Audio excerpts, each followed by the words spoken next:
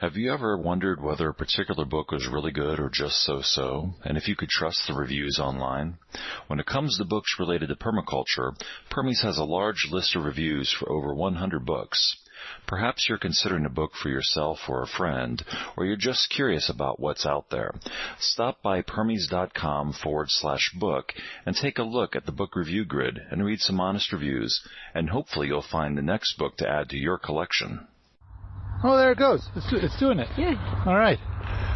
Okay, so you're helping me out. You drove all the way out. You're taking down my Walkies to get me up to the caldera. And I've been working on it. We had a health week here like a little less than a year ago. We had I think it was 6 people come out. And I kind of thought, it'd be great as if we built a trail that made it so that you could, I don't know, if you just followed the whole trail all over the 20-acre property, then, because it's here at Basecamp, not up at the lab, that you could get plenty of Walkies in, and it would all be different. And then we could start planting stuff near it. Although last fall I did plant some things along the Volcano Road, which we're walking on right now.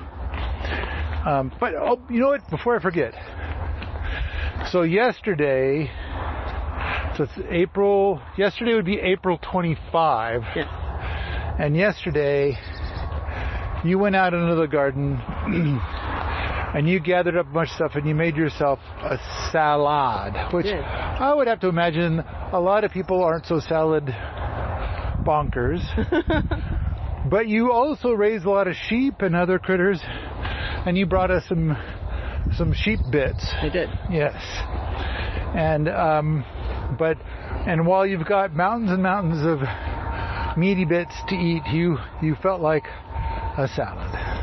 Well, I did add some meat and the dripping from the lamb chops to my salad. Oh, okay. All right.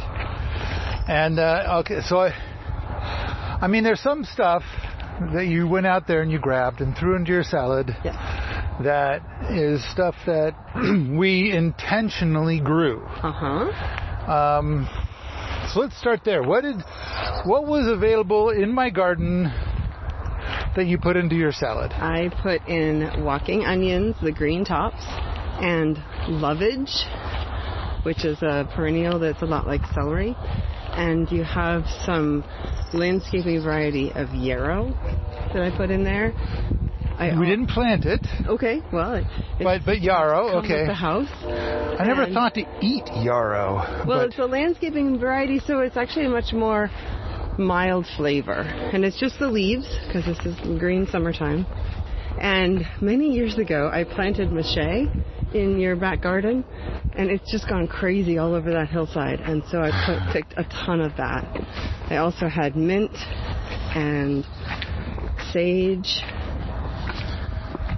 and comfrey. Okay. Now the comfrey we planted. Yeah. Okay, but the mint showed up on its own, I'm pretty sure. Okay. But maybe not. And lemon balm. Okay, yeah. That, I'm not sure if we planted that or not. But, I mean, it is kind of like an open garden for all kinds of people to do all kinds of things. And so, is there anything else that you put into your salad that might not be planted? Lots of dandelion. Right. The flowers. We actually planted that. Oh, did you? We selected a variety that makes a big leaf and a big bloom. Wow. Well, I used a lot of it. I put a ton of flowers in the salad and lots and lots of leaves. Oh! Before I forget, we got to come back to that. Put a pin in that. Okay. I found 2 morels. Yes, I'm the first. Those. Yesterday you cooked them. They were so good. I want to point out, I found them. It wasn't somebody else. Look, this is morels. And now, of course, I've gone out and looked 20 more times, and I can't find any more. Usually, I look for morels because Fred was telling me this. Morels start to come out when the dandelions create their puffballs. That's when the morels pop out. Okay. And the dandelions have not done puffballs yet. So we're a little early. Yeah. Okay. And then I was shocked because you're a forager. Yeah. And you said you've never eaten. I had never eaten a morel. I've eaten lots of other mushrooms. So I don't know. Morels are kind of like. I mean, my childhood is odd, but there were parts of my childhood that were with really lovely, terrific people, and they would go out to get morels a lot. Uh-huh. And I'm not sure if I ever shared this in a podcast, but my cousins would be walking behind me in order to make fun of me. Mm-hmm. It's like, you damn near stepped on that one and you walked past it. Look, it's beautiful. It's huge. How can you not see it? So there was a lot of that. Oh, gosh. So I feel pretty proud of myself when I find a morel before other people do. And but then I just assumed that you've probably eaten morels every year for most of your life, but I was shocked to hear that because you eat so much stuff, it's foraging stuff, that you haven't eaten morels. Well, I've eaten chanterelles and oyster mushrooms and lion's mane, boletes. All from the wild? Yeah. But not morels. Okay, so maybe our area is just especially morel intensive or something, but I've seen other mushrooms, but I just walk past them because they're not morels, and I'm a morel snob. And so, all right, so now you tasted a morel for the first time. So good. It is better than all other mushrooms. Sure. Is it not? Yes, it is. Especially when you make it. Okay, we're at the top of the caldera, and this is one of the little benches at the tippy top, and you can see mountains about 20 miles away through the valley. But okay, I just remembered the thing about the morels, and I even cooked them, and then there was buttery goodness left in the pan, so we had to have eggs. I cooked eggs that you brought from your place. Okay, so was there anything else in your salad before you were going to add anything more before I so rudely interrupted you to gloat heavily about having found morels, because I need to gloat because of some childhood trauma. Well, one thing that's growing here that I think is really fun is a plant called yellow dock. And if you just find it out in a pasture somewhere, it's kind of bitter. And I mean, it's okay, but it's not so great. But you have it growing in your hugelkultur gardens, and it just flourishes. The leaves are super tall and really lemony and really, really good. So I put a bunch of that in there too. Yeah, there was one dock there, and now and then you have a bunch. There's many, and maybe too many. But look, I told you that when we got up here, the arrowleaf balsam root would be growing. It is flowering and being beautiful. So, but you were, as we were walking up to the caldera, taking the old man out for walkies, then you were spotting all the things, and I was spotting some things and asking, what the fuck is that? And so, and you were answering. In fact, I see a little purple flower over there. I'm not sure what it is. It looks like a pea. Really? Yeah. Up here. So, I kind of feel like the big thing is it's like, okay, as long as we're walking. Now, the other thing is that earlier this year, so last fall, the boots made me a little hidey hole. I don't know what you'd call it. It's like a wigwam. Kind of like a debris hut, but easy on the debris maybe. A bunch of sticks lying around. You lean it up against a tree. Now I've got a place where I started to kind of bring up a shovel once in a while and tuck it in there. And now I've kind of accumulated a lot of stuff. But I started making my little trail to go down the cliff face. And it's kind of cliffy. I mean, it's got cliffy bits woven into it. But it is in the parts that are not a cliff, it is very steep. I would not want to trip. Well, I mean, I wouldn't want to try to I know I can't do it in flip-flops. Yeah.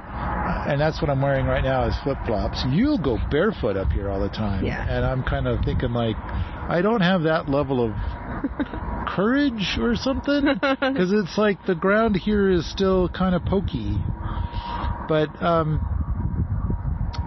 so we came out here, and the idea is that for my health, I'm supposed to go on walkies where I'm walking at this very exact pace, where it's like I should be able to, well, record a podcast while walking, and so with all my tools up here, I would sit down for a moment and then work on my little trail for like, I don't know, 2 to 6 minutes, depending on which tool I'm using, and then sit down again, and then repeat until I feel like this is starting to suck, and then go home. And then you walked me up here, was it 2 weeks ago? You came over here and you walked me up to the caldera, and you saw my little trail project, and you're like, I'm going to hell! So while I was resting, you kept going. And then I'd come back and it's like, holy shit. So at the end of that trip, you had built my trail 4 times more than I did. And I'm like, I'm feeling really old. I'm feeling so old. But, okay. And, but the trail's coming along really well. It's kind of a cool little route that we found. And, so there's a point up here at the top of the caldera where you stand and you're at the top of a cliff and you look over the cliff, and it's like you could kind of see ground down there, and I've never seen from down there, and it's kind of like we're kind of the trail is almost to the bottom of that cliffy bit now, and so I'll be able to see it, I guess. But there's a couple of like deer trails in there and stuff, but I don't have the courage to walk on those trails in flip-flops. I mean, I own proper shoes, proper boots. And in fact, the problem that this winter was a bit of a problem. I outgrew my going to town shoes.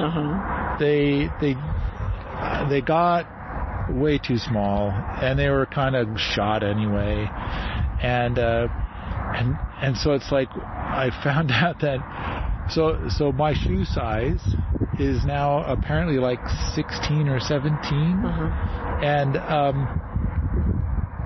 only found one pair of shoes that I liked that were in this size. When it arrived, it was like the label on the box was kind of like not big enough, and I'm thinking like, so I haven't even tried them on. I've been just sticking to flip-flops for the winter. I'm afraid to put them on my feet. It's like, because I don't know what do you do after that. I hate to think. Imagine there's places where you can like send in a drawing around your foot, and they'll make some shoes for you for $1,000 or something. So I might have to do that in the winter. And it'll be a shoe you don't want. But in the meantime, apparently there was somebody else in the Bay Area that had feet my size, and then he died. And so a well-known author knew that guy, and she said, "Do you want a pair of good boots?" Yes.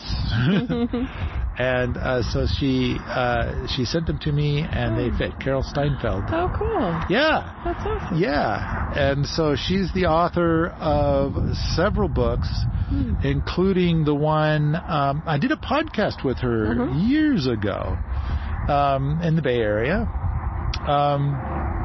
Liquid Gold. Oh. Yeah. Okay. Yeah, she wrote Liquid Gold. Wow.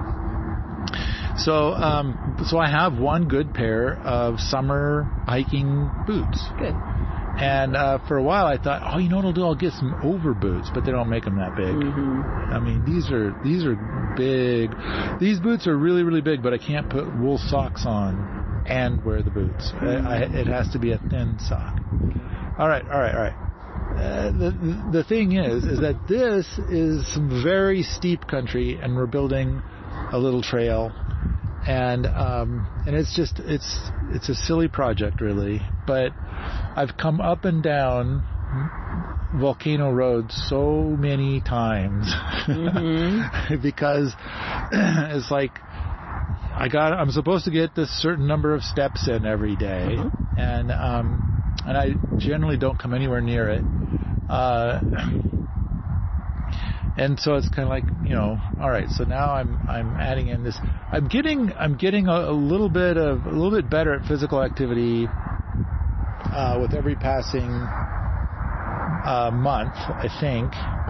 Some setbacks, but generally, I'm in the green for health now. Good. I think. I've got a couple of leftover niggly bits that I'm trying to clear up, so I'm eating weird right now. But I'm hoping that I'm all done and I can go eat whatever I want soon. Although I suspect I will never ever eat the same, because along the health journey I learned way too much. Yeah, what you want will be different. Yeah, I learned so much about what's okay to eat and what's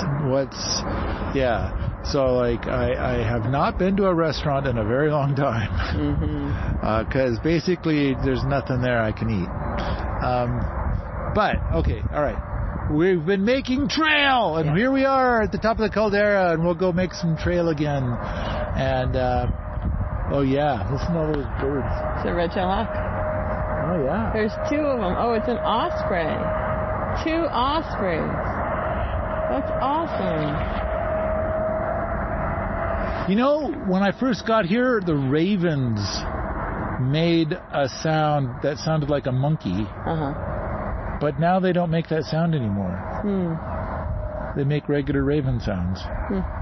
And so I called them flying monkeys because of the sound that they make. Maybe they heard you and they didn't like that.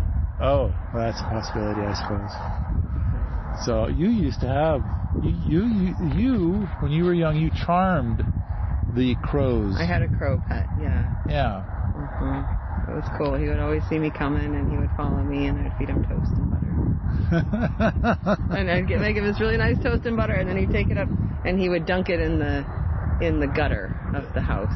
I was like, I made that for you. That's gross. Yeah. But that's what he likes. So. Stop grossifying it. Yeah, damn it. So like here we are. We're looking down the volcano. We're at Basecamp, but I have a volcano and see my neighbor doesn't. Yeah. That neighbor about a mile and a half away, they think they have a volcano, but their volcano is weak. That is a little tiny pathetic volcano. Mine is so much bigger. This is a really special property. Everyone around you is just normal, like just normal yard and field, and yours is really awesome. So like I can see my neighbor's house, but I see his roof. Yeah. And it's kind of like, so I'm sitting here looking at the top of his house, and I'm thinking like, be careful not to bump any rocks, because it might cause real damage to his house. But we are way up. In fact, you were asking me like, how much higher is the volcano? Yeah. And I was just guessing 500 feet, but I don't know. Okay. I've never really thought about it, but we are high up. Do you want to, because you could look down there, see where that lawn is, my neighbor's lawn. Yeah. What is our elevation above that lawn, do you think? I think it's at least 500 feet. I was thinking it'd be fun to pump water up here with a solar pump, and then we could have little ponds and watering, and then let the little ponds and rivulets run all the way down the hill. I think that'd be super cool. Yeah, that would be great. I like that idea a lot. But we can come up 200 feet, which is a lot. And then we can have another solar panel. We can do it again. Yeah. Repeat until done. Exactly. That sounds like a good time. Okay. Any other foraging opportunities that you see? I mean, you're the great forager. I feel like your botanical knowledge is 10 times better than mine. I do all right. Right now we have a plant. There's a whole bunch of them They're called limatium, and they have a little tuber underneath the ground, and some of them have really yummy leaves. So that's kind of one of my favorite wild things to eat right now. And we've seen some. Mm-hmm. You have them here. But I'm not. Is that You don't have them here. No, you don't have them right here on top of the hill. But if we planted them here, they would grow and be amazing. We could also get bitterroot planted up here. That would be fun. It's a really beautiful, beautiful pink flower that comes out in the spring.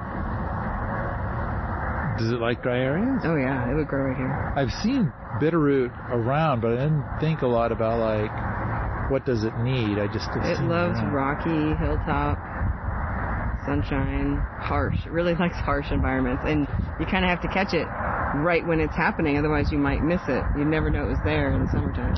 Oh, one of those. Yeah, when the land is wet and starting to get warm, it comes out with this brilliant pink flower, and then just some little tubular leaves, and then it disappears. But if you know where it is, it's always underground. I've been to a Camas prairie once. It was near Port Townsend. It might have actually been in Port Townsend, but apparently Forrest Schomer was telling me about how the native folk would get in canoes and paddle over to that spot, and then they would take up a bunch, but they would take it up in such a way that next year there'd be even more. Cool. And that's how they did it. And so he was trying to restore it to that kind of thing, which he was trying to do it to 2 acres, and I'm thinking dude, that is a lot of work. Yeah. And then and before that, I remember sitting at a table with a guy who's a Native American guy, and he's kind of an expert on all this stuff. And so the topic of camas came up, and he's like, why does everybody keep talking about camas? Have you ever eaten camas? And it's like, oh, I have. And it's like, did you harvest it and cook it? No, I did not. I was like, you want some camas? There's some camas. And it's like, so I ate it, and it was delicious. Yeah, it was like, really good. I kind of thought it tasted like grandpa candy, whatever that might mean. Yeah.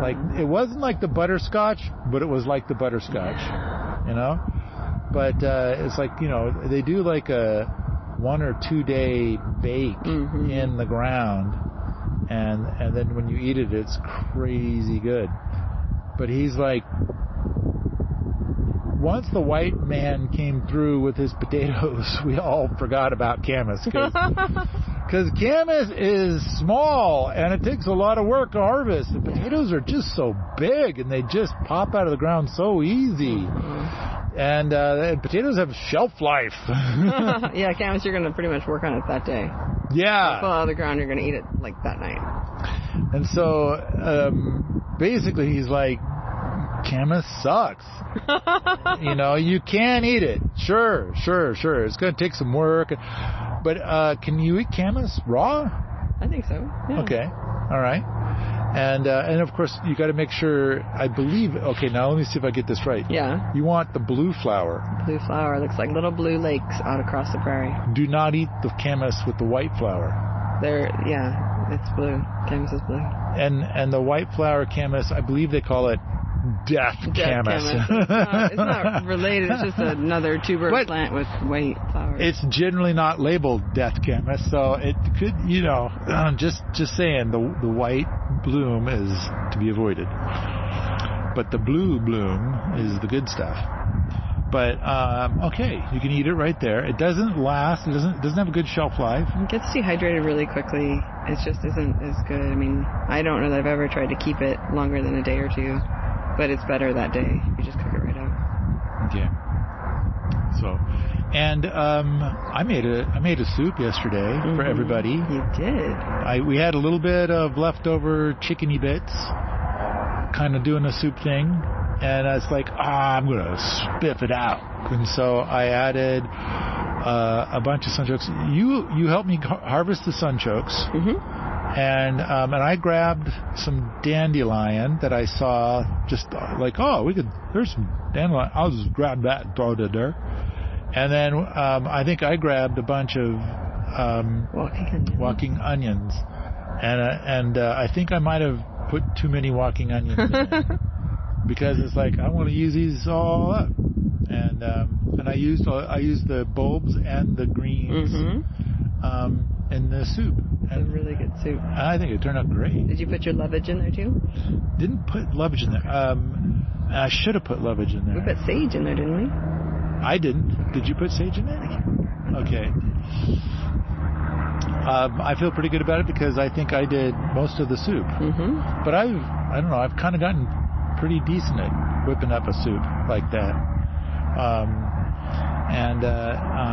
But I mean, the garden is just pumping out mountains of food. Yeah. And we'll never eat it all. You couldn't possibly. Yeah. Even with all the people here. The cool thing is that if we just ignore it, it'll just keep growing and make more food for more people. Yeah. When we were digging up the sunchokes, some of them looked like they were trying to get ready to put out some leaves. Yeah, they're going to be sprouting soon. But the sunchokes were still rock solid, so it's like, all right, get into my belly. Put Paul's brain on your plot. Do you have a hunk of land but don't know where to start? Do you have a world-changing permaculture idea and you need some feedback? Do you feel like the guy in overalls may inexplicably hold the keys to all your wildest permaculture and homesteading dreams? Well, you're probably wrong. But if you want to give it a go anyway, you can hire Paul for a consultation. He will be all yours for a whole entire hour. Schedule your Paulversation today at permies.com/consult. permies.com/consult. And so, we were talking earlier about people who love to garden, like in the Seattle-Portland area. And I was like rolling my eyes and sticking out my tongue and like, and it kind of goes like this. In fact, we got a boot here right now who was a big player in the Beacon Food Forest in Seattle. In Beacon Hill in Seattle, yeah. And she is mesmerized by our hugelkulturs. We have big hugelkulturs. Apparently, the hugelkulturs that they have at the Beacon Food Forest are like 1.5 feet tall or 2 feet tall, which I kind of, when I hear of people doing that, it's like, really? You're going to call that a hugelkultur? There might be wood in it, but I'm sorry, you should be ashamed of yourself. That is a pathetic hugelkultur. You should feel like it's small. You should just feel like inadequate. Well, the bigger it is, the more of a culture is going on inside that mound. Right. The longer it will last. And the more soil you're building, et cetera, the richer your food will be. Yeah. When it gets its rebits down into that rich soil, now your food's going to have far more nutrient and stuff. Well, and you're seeing that here where you've got like that yellow dock that's growing and your lovage, and somebody was here saying how much lovage it tastes terrible, but your lovage tastes sweet and lovely. Yeah. And your yellow dock is lemony and nice, and it gets all those nutrients, and the plant comes out better. My apricot tree. Yeah. I mean, there were a few apricot trees with blooms, but the one that I was fawning over last summer because it had 6 apricots, and then when they're supposed to be ripe, there's 0 apricots. I can't. It's like, but it was like I kept looking up there, and it's like there's 1 apricot left. Where did the rest of them go? And I'm looking up there. There's that 1 apricot, and then it's just gone. Yeah. I can't find it. And so I don't know if a bird got it. Damn birds! Probably. Or what? But this year, I bet there were 800 blooms on that tree. Blooms. It's like so beautiful. We're going to have so many apricots. I have to, now that it's kind of finishing up the bloom, I need to go and just admire little tiny green apricots, I think. The plum tree that had plums on it in December is now blooming up a storm. And we kept the pits from that tree. Like, buddy. December plums? Oh yeah. Let's do this. Let's do this a lot. So we're gonna plant so many plum trees this year. And then the apples are just getting. There's the apple tree that started from seed that's just under my little window for my room. I get to have a room. It turns out if you buy the property, you get to have a room. And there's I think somebody just threw a bucket of compost out there and had some apple cores. Oh, cool. And that tree, which is now about 16 feet tall, has a whole bunch of blooms on it. Nice. And so I'm excited to see what the fruit's like. Yeah. We had a tree outside the rocket mass heater window. And it had 6 apples on it. And they were kind of on the small side. They weren't so small as to be crab apples. Okay. But they were pretty small. I would say something like a little smaller than a medium-sized apple. Okay. And they were on the tree in December, and I was like, I want to know what they taste like, but I'm not sure if they're ripe yet. Oh. And so in December it was like, so we plucked them. And tried them. They were astringent. But because they were astringent, I'm thinking like maybe they get ripe in January. Yeah. Like that'd be really cool. That'd be a kick. And so we're gonna leave it alone this year and see how it does. Anyway, there's a bunch of other apple trees that have never had blooms on it, and it looks like they are working up some blooms. The cherries are in bloom, and one cherry is a transplant. The other 2 cherries that I've found so far, and all 3 of them had cherries last year, but the other 2 are from Pitt. Cool.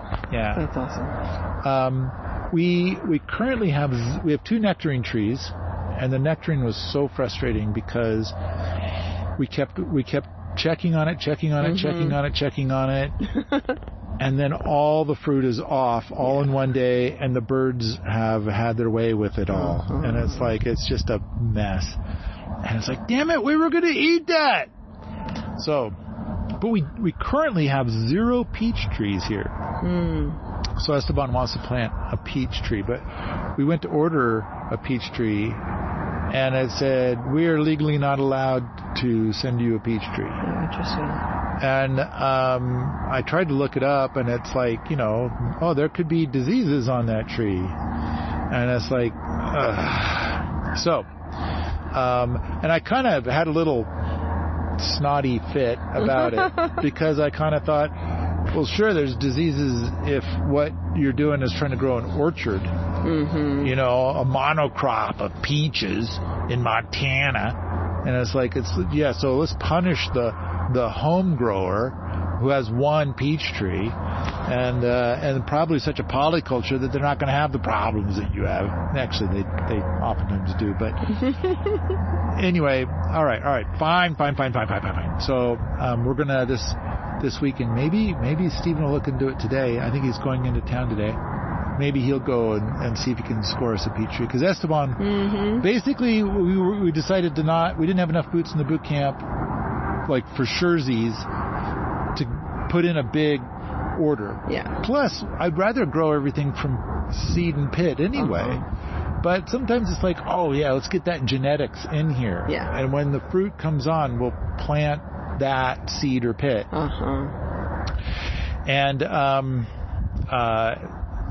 And so it's kind of like, but we didn't order a whole bunch of fruit trees, but for Seth and for Esteban, I said, if you guys pick the tree, then we'll get 1, so that way you guys can kind of see how we go about planting trees, which I think, based on, I mean, like, YouTube keeps wanting to show me videos that just make me angry.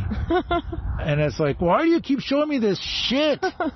And it's like, the way other people plant trees just annoys me so much. And I could probably fill 6 or 7 hours just being angry at the way that people plant trees, and I just don't want to be the angry guy. And it's like the whole light bulb thing. Mm-hmm. I don't want to be the light bulb guy. And so it's like I'd rather be like, here's how I like to do it. And but anyway, so we'll be doing that. We're going to get. So I know that Esteban wants to get a peach. He originally wanted to get something else. I can't remember what it was. You wanted us to get that. I wanted you to get the flying dragon citrus because it's a lot like a lemon tree, and it grows in zone 5.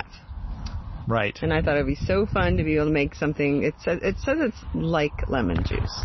But, that's close, and we could get started. And then as we build a little microclimate, we can maybe do a different other citrus. But the other citruses that I found, zone 8 was the coldest. Yeah. So we're going to do a lemon tree outdoors one day, but I need more people in the boot camp. Yeah. And I keep getting... I've had like 6 different people tell me that the boot camp will be full this summer. Yeah? You're getting more and more people all the time. Well, like we got 6 people coming here in a week. Yeah. And but the thing that everybody is saying is that because of politics and oil things and AI things and all these different things, that because of all of that like Andreas keeps telling me that interest in permaculture is going to be 100x. Mm-hmm. And it's like, which is great. Yeah.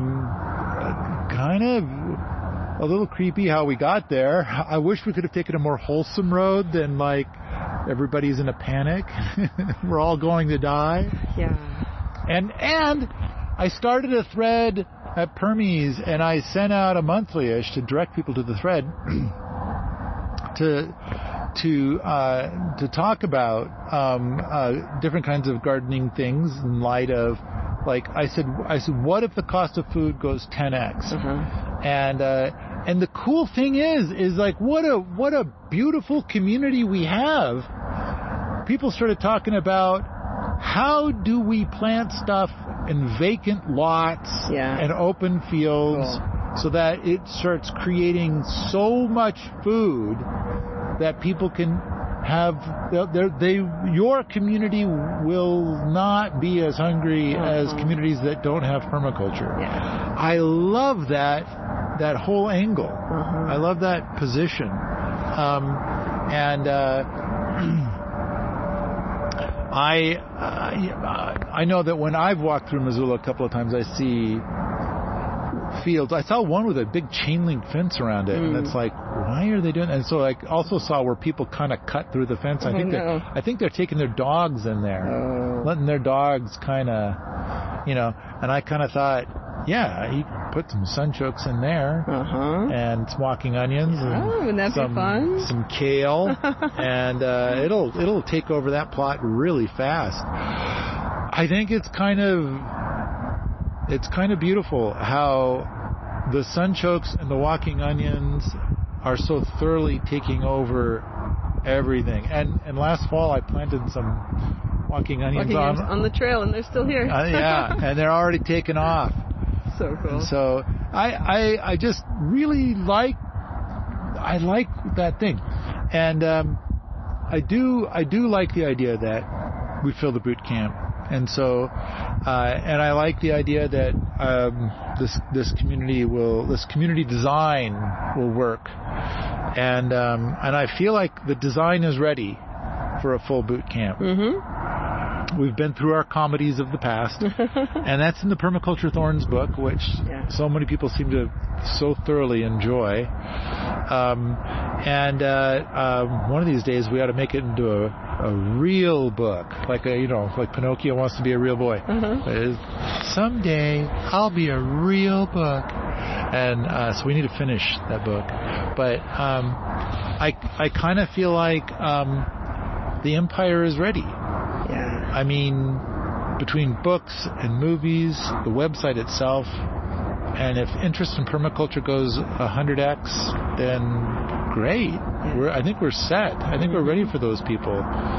But I also like the idea of doing some. They call it guerrilla gardening. I like to call it forage gardening, which I think is a lot like what the Native Americans used to do. So we were talking a little bit about Camas prairie. Yeah. And so the Native Americans would come there, have like their own little 2 or 3 day Camas festival on that little prairie, and but they would nudge things in such a way that next year there'll be even more food there. Yeah. And I kind of feel like that's what I call forage gardening. And what can you grow out in the wild? So like right here, it would be difficult for most anything to grow right here, because here we are at the top of the volcano, and it's the top because it's so much rock. There's not very much soil, but there's the caldera behind us that I think has some soil. Yeah. And I don't know, maybe we could make something right there, but then the deer would have at it like crazy. Well, they would, but you could pick out some nice plants that like this environment. You have your arrowleaf balsam root here, and you could have other plants like the lamations that could be gotten started. I think your onions might not be super happy on top of the hill, but you could hide them in your caldera. Just stuff the deer will go around, or the stuff that's out here enough anyway that they won't eat it all. Right. I think that sunchokes do okay with deer if they don't get harvested too bad. And even if they get grazed to the ground, they'll still be alive. They'll just come back again. I think, because like we had a bunch of sunchokes on top of the berm in the turtle lot, which is just rocks. Yeah. And they lived about 3 or 4 years before they finally gave up. And the deer would just... But I think that if they've got like, if it's a hugelkultur, or if there's a lot of mulch, or if you could just give them a little bit more than trying to grow them on a pile of rocks, then I think that they'll survive the deer munching them back.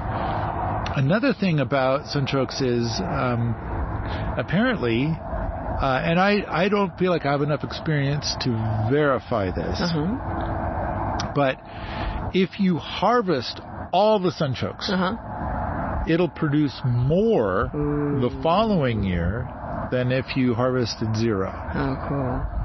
Like, so like if you go on to like 5 years of sunchokes that have never been harvested, then they start to become small and less. Interesting. I mean, the outer perimeter will still be doing pretty damn good. But where the original sunchokes were, they'll be smaller and there'll be less of them. Interesting. That's what I have read. I don't know how true it is. So I've been eating a lot of sunchokes the last couple of days, and I've had zero side effects. I know that some people talk about, in fact, David the Good. He made a video about how sunchokes are terrible, and I commented on the video. I said, "Yeah, but you live in Florida." Yeah. And so you'll never have a hard freeze. So those of us in Montana, we have a huge advantage over the people in Florida. So I mean, I started to talk about. I think I started to talk about. Maybe I've just been crazy. Maybe it's both. And it's kind of like Seattle and Portland. I was offered land over there, like for free land, and I turned it down, and it's because I don't want to do any more gardening in the Seattle-Portland area. And a big part of it is like every mature apple tree I've seen is covered in lichens. And you can still get a great apple, and there's other things you could do and still do really, really well, et cetera, et cetera, et cetera, which is lovely and delightful and beautiful and terrific and great. But I just feel like when you have an apple tree in Montana, that apple tree looks clear and strong and happy and just tickled to be in Montana. Like, Montana's the best. And in the Seattle-Portland area, Cascadia, then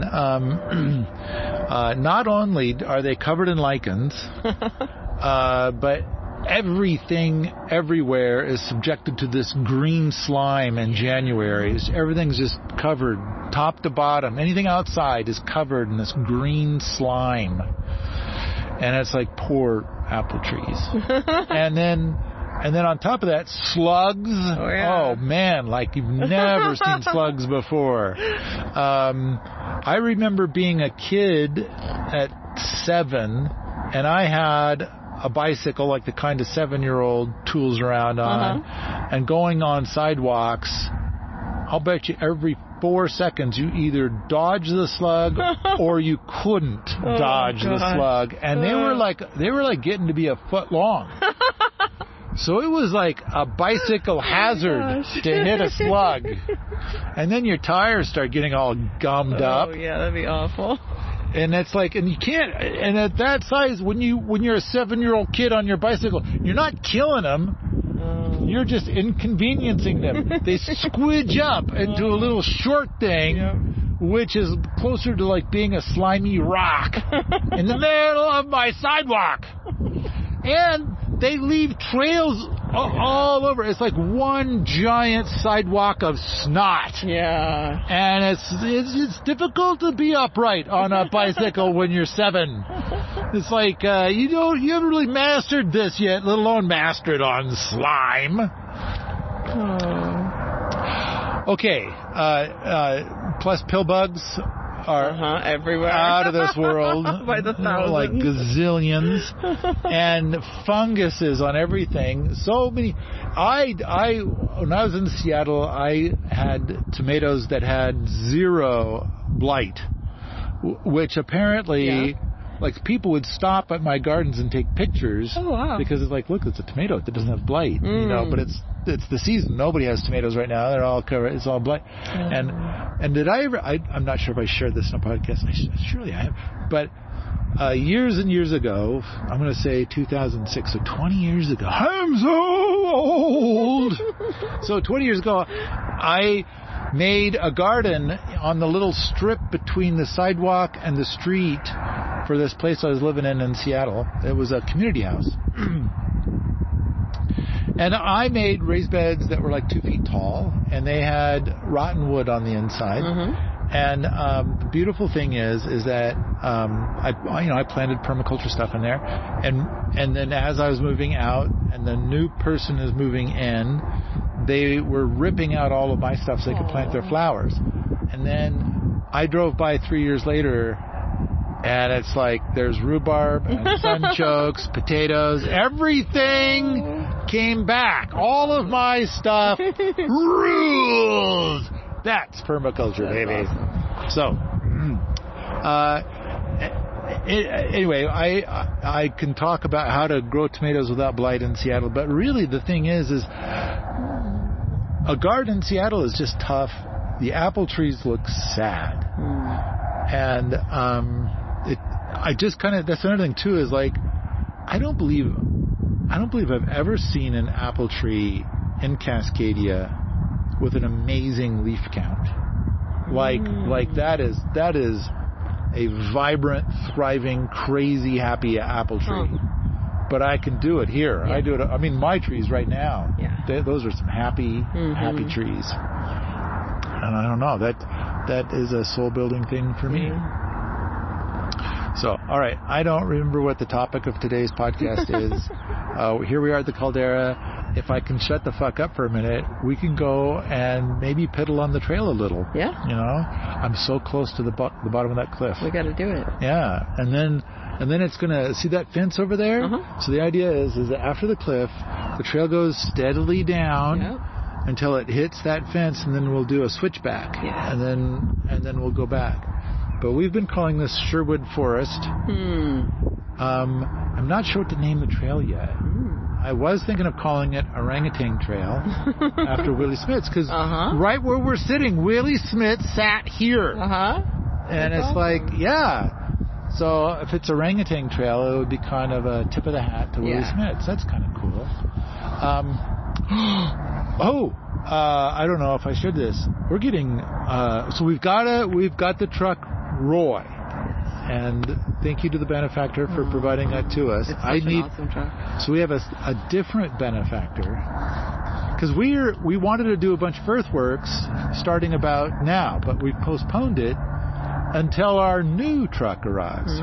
So Roy is good at certain things, but Roy does not have the power to pull our dump trailer. Yeah. So we're getting an electric truck that has the power to pull the dump trailer. So for our earthworks week, which will happen after the truck gets here. So I think the truck will be here in 2 or 3 weeks, and then we'll figure out what day.